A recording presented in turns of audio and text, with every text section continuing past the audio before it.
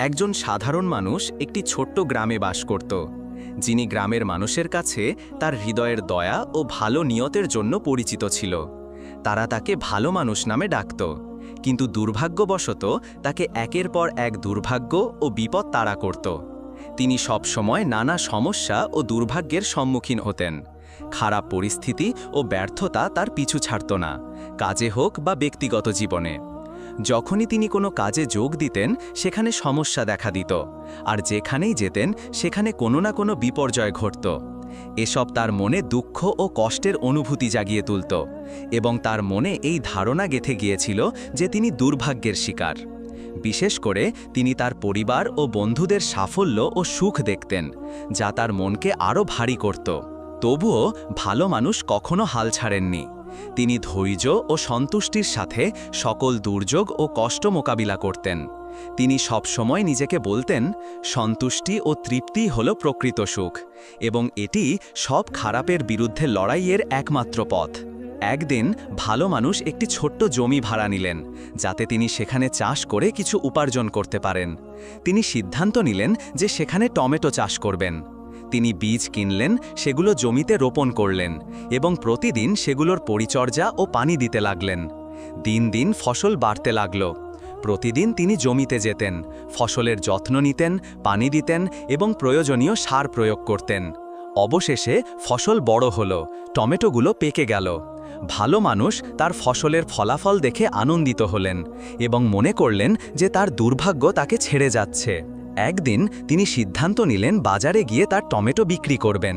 তিনি তার ঝুড়ি ভর্তি লাল সুস্বাদু টমেটো নিয়ে বাজারের দিকে রওনা দিলেন, মুখে হাসি নিয়ে আশা করছিলেন যে এটি একটি সফল দিন হবে। কিন্তু পথের মাঝখানে তিনি একটি ছোট পাথরে হোঁচট খেলেন এবং ঝুড়িটি তার হাত থেকে পড়ে গেল। টমেটোগুলো মাটিতে ছড়িয়ে পড়ল এবং বেশিরভাগই নষ্ট হয়ে গেল। ভালো মানুষ চেষ্টা করলেন অবশিষ্ট সুস্থ টমেটোগুলো সংগ্রহ করতে, কিন্তু মাত্র 1/4 ঝুড়ি টমেটো অক্ষত ছিল। তিনি আল্লাহর শুকরিয়া আদায় করতে করতে বাজারে গেলেন। বাজারে পৌঁছে তিনি হতাশ বোধ করলেন, তবুও হাসার চেষ্টা করলেন।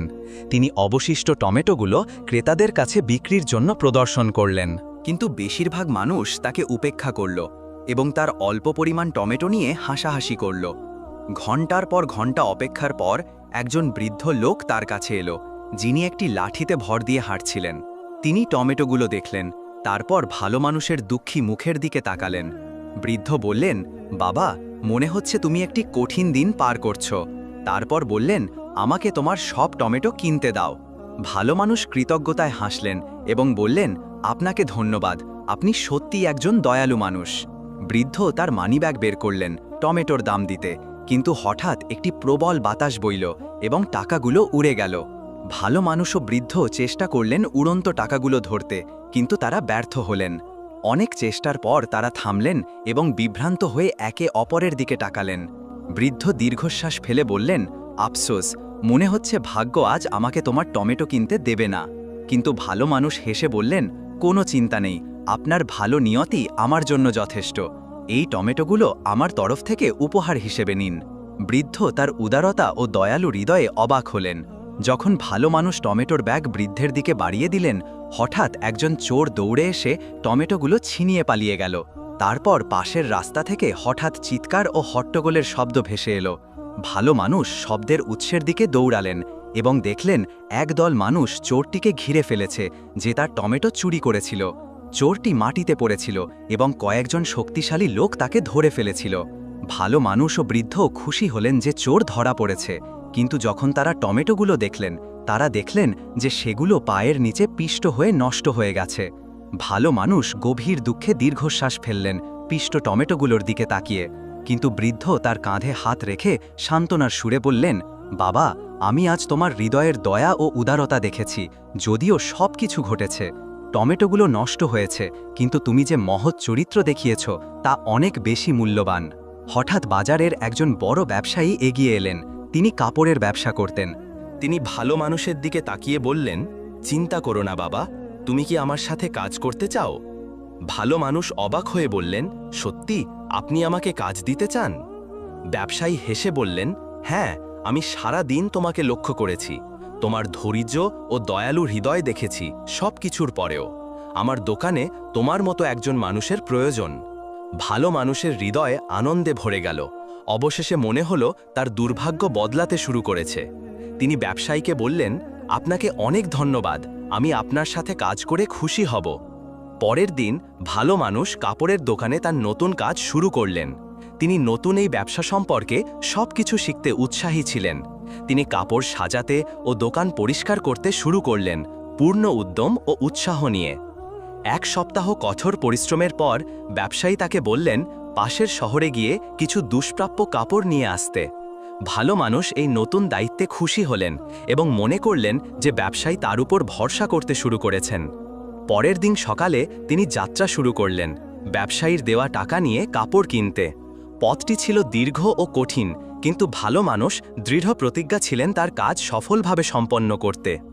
দীর্ঘ যাত্রার পর তিনি পাশের শহরে পৌঁছালেন এবং ব্যবসায়ীর সুপারিশকৃত কাপড়ের দোকান খুঁজতে শুরু করলেন। অবশেষে তিনি দোকানটি খুঁজে পেলেন এবং মালিকের সাথে কথা বললেন, কিন্তু দুর্ভাগ্যবশত তিনি জানতে পারলেন যে দুষ্প্রাপ্য কাপড়গুলো সবেমাত্র ফুরিয়ে গেছে।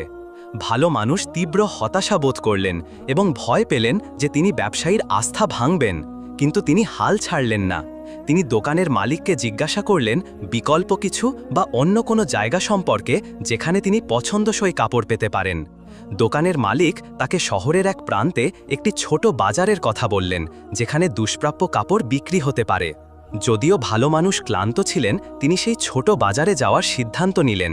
তিনি শহরের অপরিচিত রাস্তায় ঘণ্টার পর ঘণ্টা হাঁটলেন এবং অবশেষে সেই বাজারে পৌঁছালেন। বাজারটি ছিল ভিড়ে পূর্ণ, শব্দ ও অদ্ভুত গন্ধে ভরা।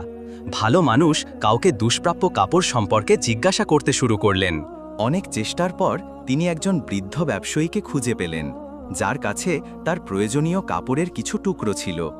কাপড়ের দাম তার প্রত্যাশার চেয়ে কিছুটা বেশি ছিল, কিন্তু তিনি খালি হাতে ফিরতে না চাওয়ায় সেগুলো কিনে নিলেন। ক্রয় সম্পন্ন করে ভালো মানুষ সাবধানে কাপড়গুলো নিয়ে গ্রামে ফেরার পথে রওনা দিলেন। তিনি ক্লান্ত ও দুর্বল ছিলেন, কিন্তু কাজ সফল করায় খুশি ছিলেন। ফেরার পথে হঠাৎ ঝোড়ো বৃষ্টি শুরু হলো।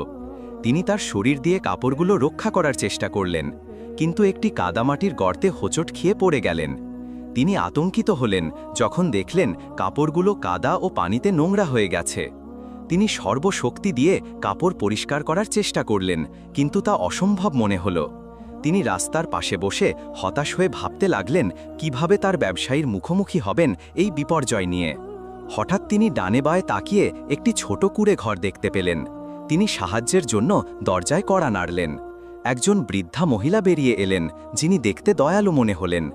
তিনি তার সাথে ঘটে যাওয়া সবকিছু খুলে বললেন। বৃদ্ধা বললেন, চিন্তা করো না বাবা, আমি তোমার সাথে কাপড়গুলো পরিষ্কার করব। বৃদ্ধা দক্ষতার সাথে কাপড়গুলো পরিষ্কার করতে শুরু করলেন, কিছু ভেষজ ও গোপন উপকরণ ব্যবহার করে। ধীরে ধীরে দাগগুলো মুছে যেতে লাগল।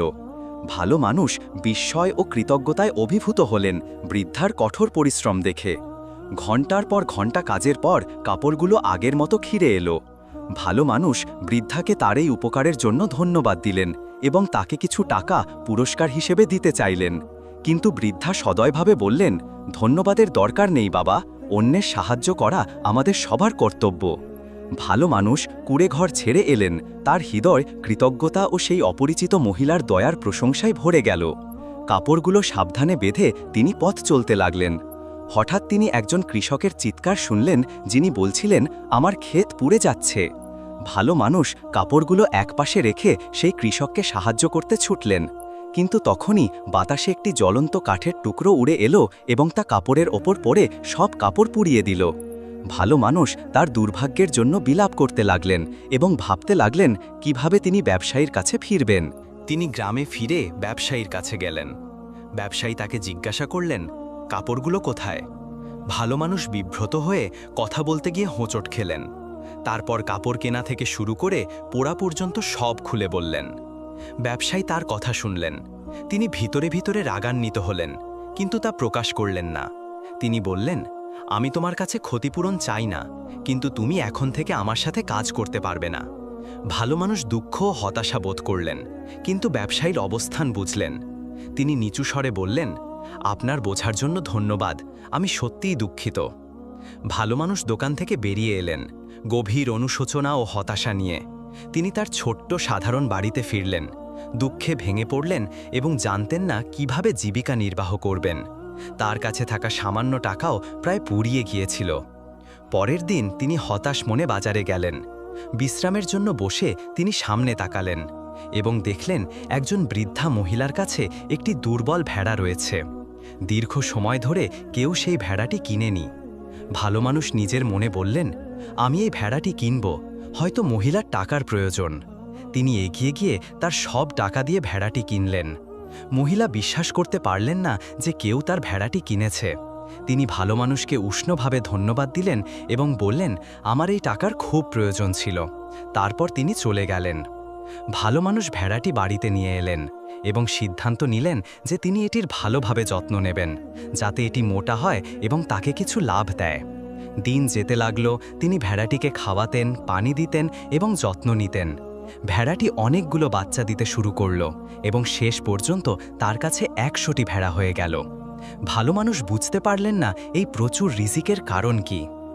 একদিন তিনি কিছু ভেড়া বিক্রি করতে বাজারে গেলেন। বাজারে দাঁড়িয়ে থাকতে থাকতে তিনি সেই বৃদ্ধা মহিলাকে দেখলেন, যিনি তাকে ভেড়াটি বিক্রি করেছিলেন। তিনি তার সাথে দেখা করলেন এবং মহিলা বললেন, যখন তুমি আমার ভেড়াটি কিনেছিলে, আমি খুব কঠিন পরিস্থিতির মধ্যে ছিলাম। আল্লাহর রহমত এবং তোমার দেওয়া টাকার কারণে আমার দুঃখ দূর হয়েছিল। তাই আমি অনেক দোয়া করেছি যেন আল্লাহ তোমার এই ভেড়ায় বরকত দেন। ভালো মানুষ মহিলাকে ধন্যবাদ দিলেন এবং জিজ্ঞাসা করলেন তার কিছু প্রয়োজন আছে কিনা। তারপর তিনি তাকে একটি ভেড়া উপহার হিসাবে দিলেন।